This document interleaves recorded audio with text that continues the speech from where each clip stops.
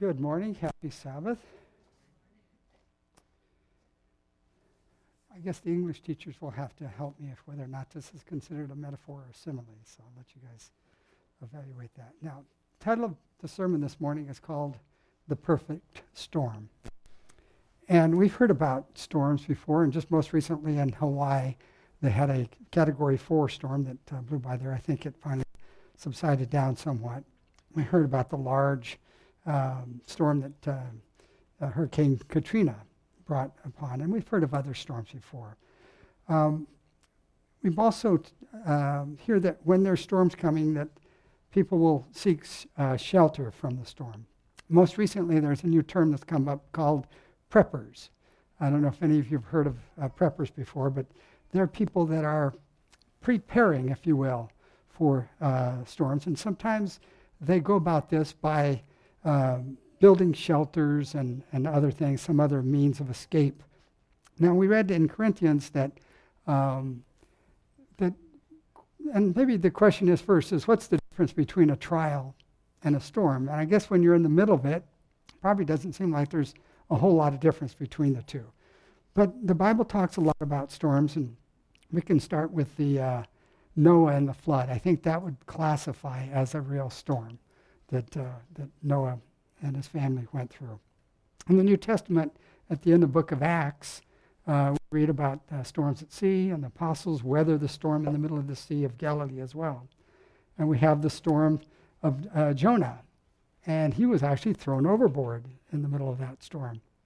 And two different times we have Jesus on a boat in a storm. Now today, people sense that something is coming, a storm, if you will.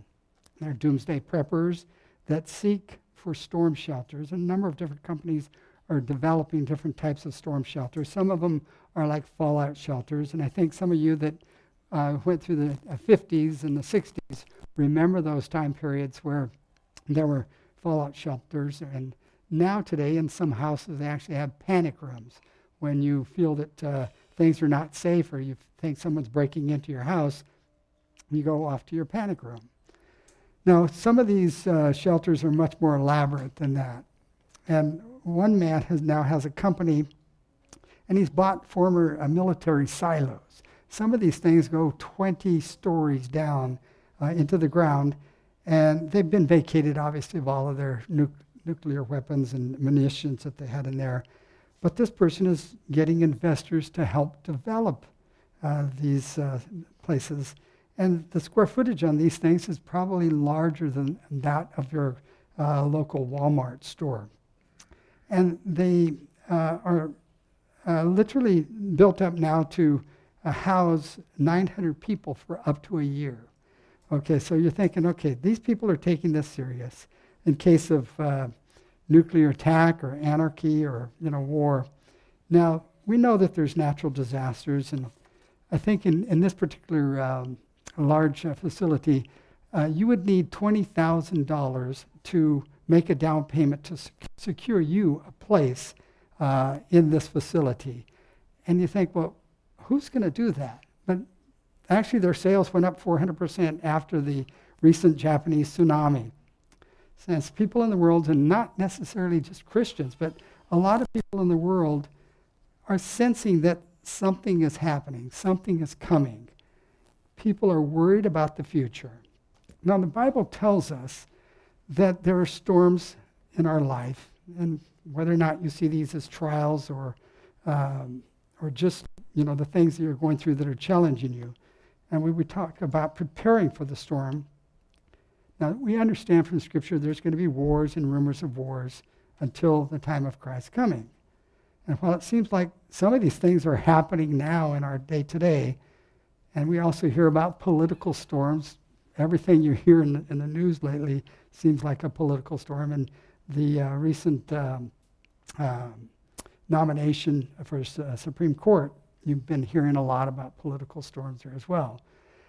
We understand natural disasters happen. Now, Jesus says that these things are going to be. There's going to be earthquakes in diverse places. And Luke, he speaks of the waves roaring. So when we talk about tsunamis and large tornadoes and things of these, we can understand part of what they're talking about there.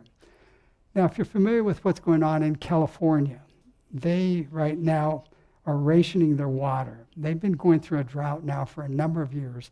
And because of this, they've been having serious fires. We've been reading and hearing for quite some time them fighting these fires, and it's just been, seems like it had no end.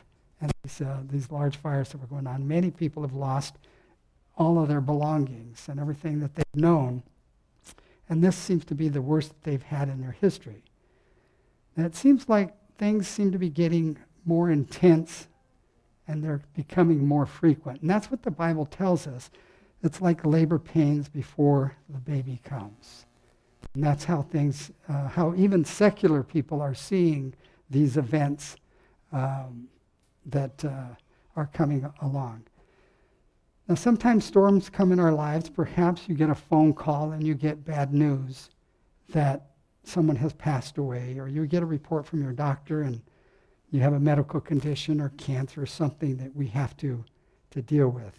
And it just brings the storm right personal into our lives. Now, some people might be going through their storm in their relationships. It might be in their marriage. It might be with your job, going through temptations. What about a church? Can a church go through a storm? I don't know a church right now that probably hasn't been through a storm of some sort. This might be our finances. In any case, we have storms in our life. Jesus told us that we can expect this. And one of the most important things that Christ says came at the end of the Sermon on the Mount. And we're going to be in the book of Matthew here in a bit, but this is where in chapter 7, verses 24 and 25, and it says, "For whoever hears these things of mine and does them, I will liken him unto a wise man that builds his house on the rock. And the rain descends, and the floods came, and the winds blow, and it beats against the house, and it does not fall, for it is founded on a rock." Now we have to ask ourselves, is our foundation on a rock? Are we firmly planted? And Luke says it's very similar, in a very similar way, in Christ's words, in Luke, in chapter 6, verse 47, says, "Whoever comes to me and hears my sayings and does them, I'll show you who he is like. He is like a man building a house who dug deep and laid his foundation on the rock. And then the floods arose." Again, we have to ask ourselves, in a Christian sense, where's our foundation? Is it dug deep, or have we built upon the sand? Now, Jesus doesn't say if the storm comes, it's when the storm comes. And we all know that we're going to go through a time of storms, through our trials and other temptations. There's going to be storms. Matthew 24, Jesus says that there's a time of trouble coming, such as there has never been since there was a nation, even unto this time. Jesus is quoting in Daniel chapter 12 at this time. "Then Michael will stand up, the great prince stands for the children of my people, and there will be a time of trouble, since there has never been since there was a nation." Now, in saying these things, we're not trying to frighten anyone here, just that we understand at the end of time, there are going to be great trials and great storms coming our way. And I'm really not telling anything that you probably haven't already read or heard before or don't already know. But the appeal here is, how do we react in the storm?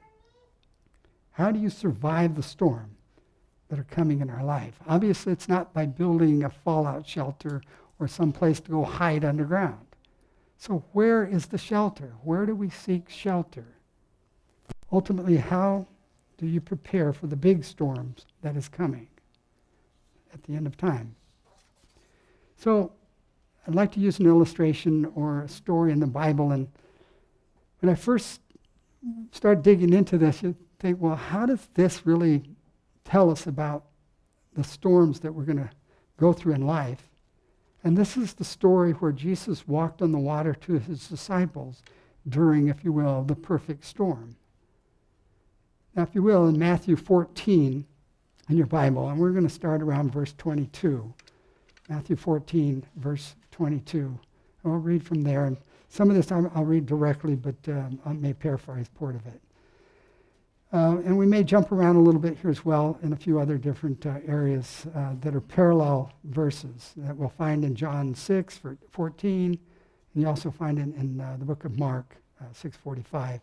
But their stories are almost identical in most cases, but they may give additional detail or information. Now, this story takes place after Jesus has fed the disciples. So the story takes place right after the experience where Jesus multiplies the bread and the fishes. And the people are so amazed by this, and that you read in the Gospel of John in chapter 6, that they're thinking of making him into a king. They want to, if you will, by force, make him a king. Now we understand that an army marches on its stomach, and now they see someone that can work miracles and feed literally an army. So they think this is a sign right here that this person can establish an army.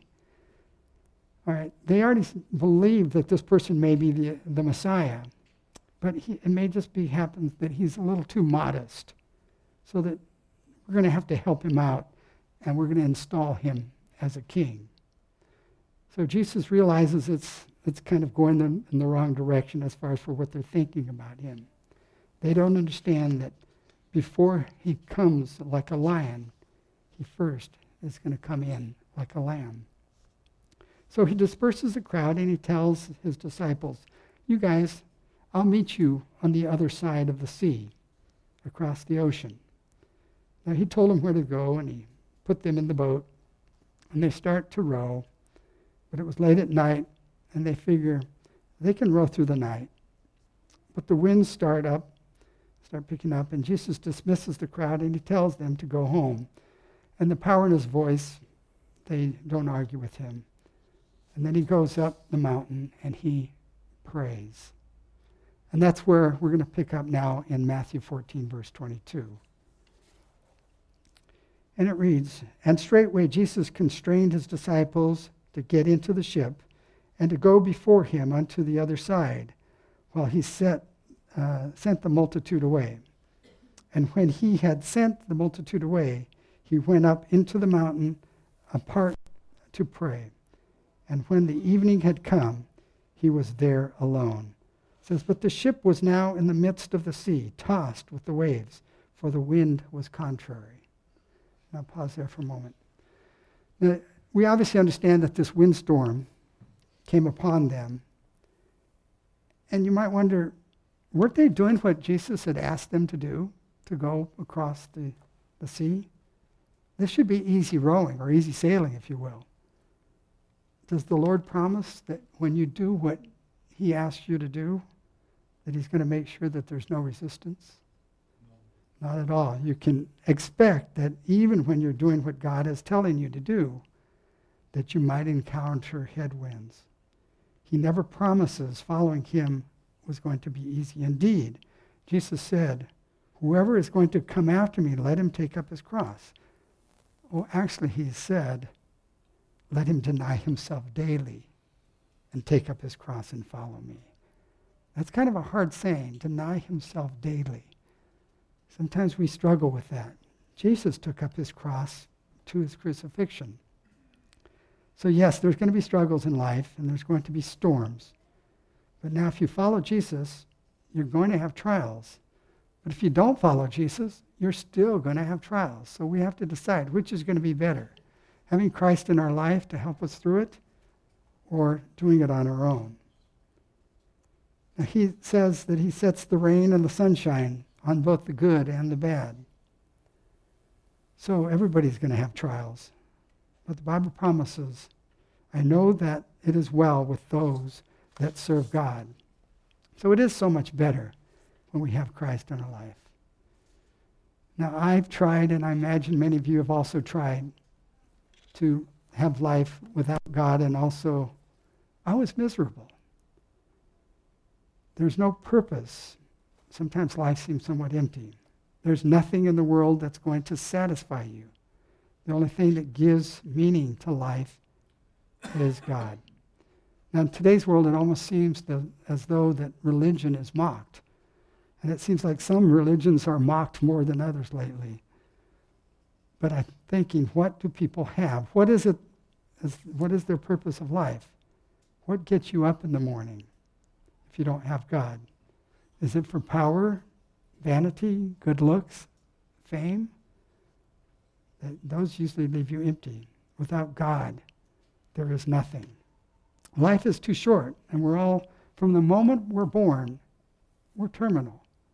We have a certain lifespan, but it's only the life that lasts forever that is truly worth anything.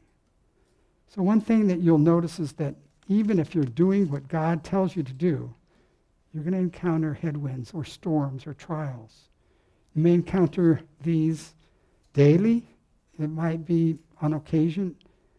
The good news is that Jesus saw his apostles as they were in their storm, and he was praying for them. He also knew that a bigger storm was just ahead for them. Now, just knowing that he knows that you are going through this storm, it sometimes somehow makes it a little easier. And you should know that if you're in your storm, Jesus is seeing you there in your storm. The Bible tells us that he was up in the mountain praying by himself when evening came, and he was alone there. But the boat now is in the middle of the sea. It's being tossed by the waves. And you read in Mark that Jesus saw that they were going through the storm, and the disciples were rowing with all their might, but they were stuck in the middle. And in John chapter 6, you read that they rowed about 35 furlongs. So this Sea of Galilee is about 7 miles across. So they're about halfway, or about 3.5 miles into their journey to get across the sea, but they're stuck because of the winds.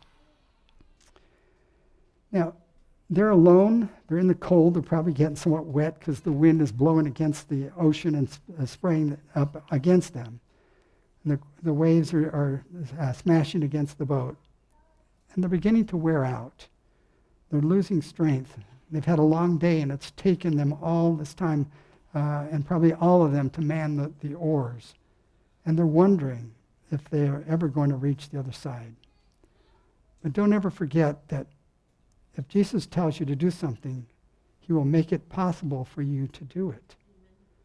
Amen. Now, who told them to cross the sea? Christ did. So, even though it seems like they weren't getting anywhere because they were rowing as hard as they could against the headwinds, we need to, and they did, continue rowing because Jesus told them to go. He will make it possible for them to get to the other side. The Lord will never give you a command without giving you the empowerment with his strength and your ability to do what he is asking you to do. If God is asking you to walk across an ocean, he'll either part the sea for you, or he'll help you to walk on water, maybe to fly or hover over the water. But he will still make it possible for you to do what he is asking you to do. So don't ever stop believing that. And listen here, inherent in every command that of God is the power to do what he's asking you to do.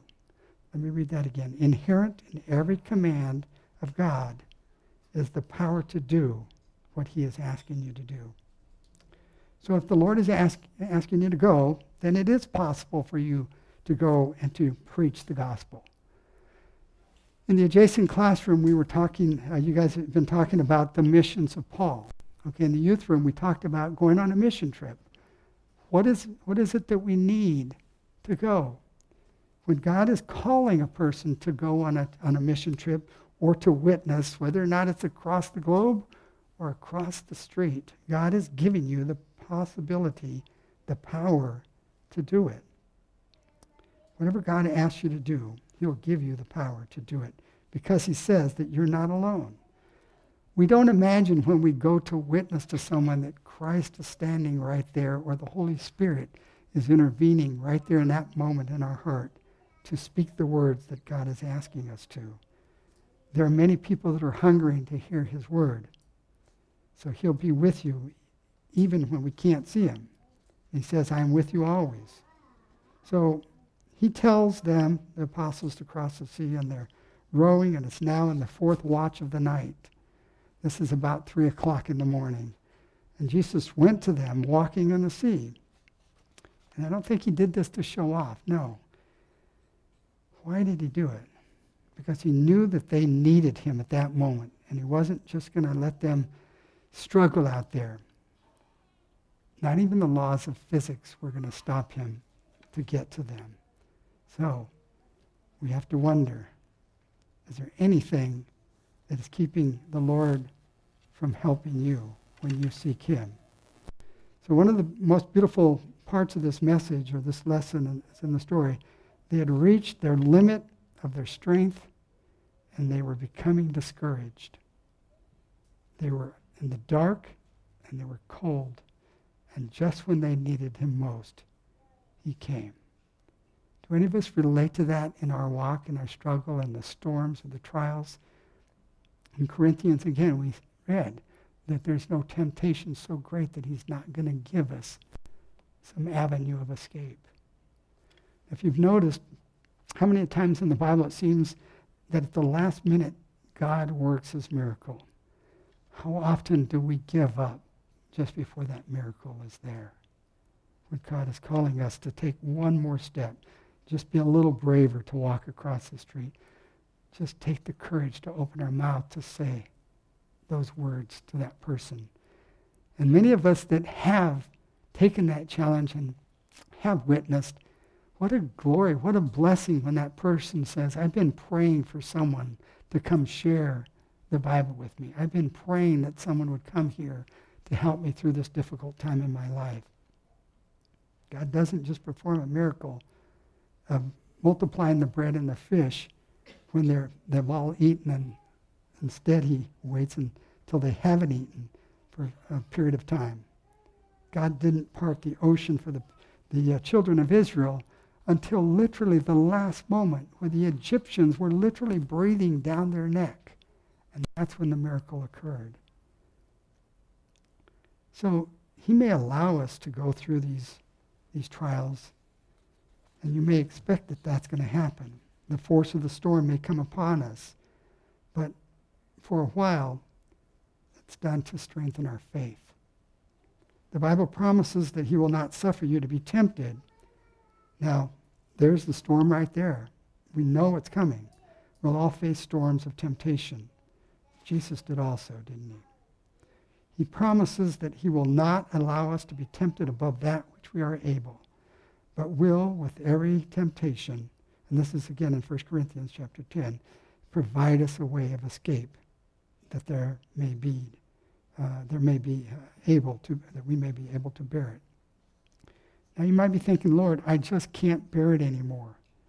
And he knows our limits, and he's not allowing us to go through a trial that we're not able.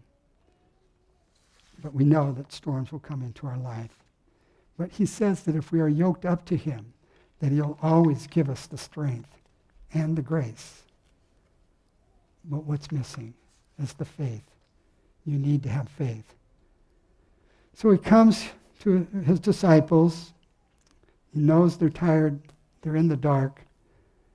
They're good fishermen. They know how to stay in the boat. They knew they were approximately where they were, stuck in the middle of the ocean, in the Sea of Galilee. And suddenly look in the moonlight, as the waves going up and down, they see some of a glowing apparition coming towards them. And they're fearful. They begin to cry out. What is it? Okay. Now something else the Bible says, I think it's in the book of Mark, says he made as though he was going to go by them. So here they see something coming at them. They're fearful. But then as they start to look and they think, is that Christ? But is he going by us? Is he not going to stop and help us? So there's fear and there's doubt. They're going through this storm in their life right now. But they're in the dark, It's cold. They see this coming and they, if you will, yelp out. But then finally they realize who it is and invite him to come to them. Now Peter says, just wait a minute. Now Peter's an adventurous one, and many of us can identify with Peter. Peter's the type of person that just says what's right on his mind. I got in so much trouble when I was a kid because the first thing that came to my mind blurted out my lips before my filter would catch it. And obviously got into a lot of trouble.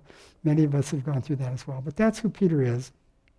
But despite that, Christ uses Peter and that character of him to make a very worthy witness in his name. So you don't have to worry about what Peter's thinking or what he says. Many of us are just like that. And that was his gift, if you will. And it brought him to be a very good preacher. Again, it's about 3 o'clock in the morning. Jesus went to them walking on the sea. And they saw him walking here, but they were troubled, seeing it as a ghost, and they cried out for fear. Now, you know, people are sometimes afraid when the Lord is coming to help them, help you. We're afraid to invite him into our hearts or into our boat, if you will. They're afraid at first to invite him. And these apostles cried out. A lot of people talk about what it means to fear the Lord. But I assure you, God doesn't want us to be afraid of him so that we would run from him. No, he wants us to invite him in. But the more that I read in the Bible, we have to believe that when you really get a good picture of how powerful and majestic God is, doesn't it kind of cause you to tremble at the majesty and the greatness? When we look at how awesome it is, the scope of the space and how big the cosmos are. And this was all done through him. It was in his glory, in his wisdom, that these worlds are held into motion. I believe it was John Wesley that said, "He that fears God fears nothing else, but he that does not fear God fears everything else." But if you truly love and fear God, if you've got that right balance, then you're not afraid of anything else. If you know that he is with you, you probably wouldn't be any different than Peter, afraid in the beginning. But Peter realizes who it is, and Peter answered him, "Lord, if that is you, command me to come to you in the water. Call me." Now again, Peter may have had doubts, and he says, if it's not you, I'm staying right here in the boat. And many of us are like that. So Peter, again, in the middle of the storm, he takes a leap of faith. He literally steps out into the water. Now, Peter is a fisherman who would have known many fishermen that have gone out to sea and have perished. He kept his eyes on the Lord, and that's where the faith came. He stepped out of the boat into the water. But what happens when he takes his eyes off the Lord? He begins to sink. When we are in our storm and we take our eyes off the Lord, what happens? Sometimes we begin to fall away. What does Christ do at that very moment? He extends his hand out to Peter and pulls him up, restoring his faith, if you will, that Christ is there. Can Jesus work miracles through us if we keep our eyes on him? If you have faith, yes. He's asking us to just do it. If Christ is calling you to step out in faith, just do it. Is there any storm that is too great for God to pull us through? Are we too afraid to have faith in God? Perhaps it's fear of failure. Perhaps it's financial, maybe even personal. If you're not currently in a storm, you will be.